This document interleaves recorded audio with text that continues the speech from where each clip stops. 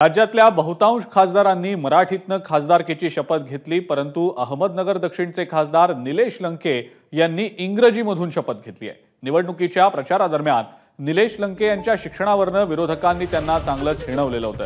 त्यात सुजय विखे पाटील यांनी भाषणात निलेश लंके इंग्रजीतून कसं बोलणार, त्यांना इंग्रजी येतं का असा सवाल उपस्थित करत त्यांची खिल्ली उडवली होती। मात्र निलेश लंकेंनी सुजय विखे पाटलांचा पराभव केला, दिल्ली सुद्धा गाठली आणि आज त्यांनी इंग्रजीमध्ये शपथ घेत सुजय विखे पाटलांना उत्तर दिलं, अशी चर्चा देखील रंगली।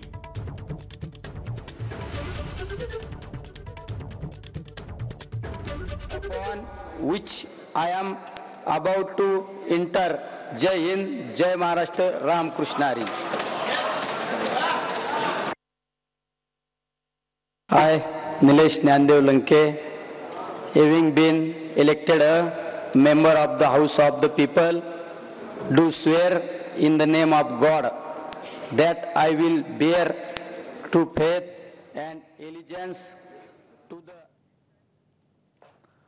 दरम्यान खासदार निलेश लंके यांनी इंग्रजीत घेतलेल्या शपथेनंतर खासदार अमोल कोल्हे यांनी ट्विट करत जिंकलस भावा असं म्हटलंय। अमोल कोल्हेंनी एक्सवर पोस्ट केलेली आहे, ज्यात त्यांनी जिंकलस भावा असं म्हटलेलं आहे। Don't underestimate the power of common man and yes you can talk English, walk English.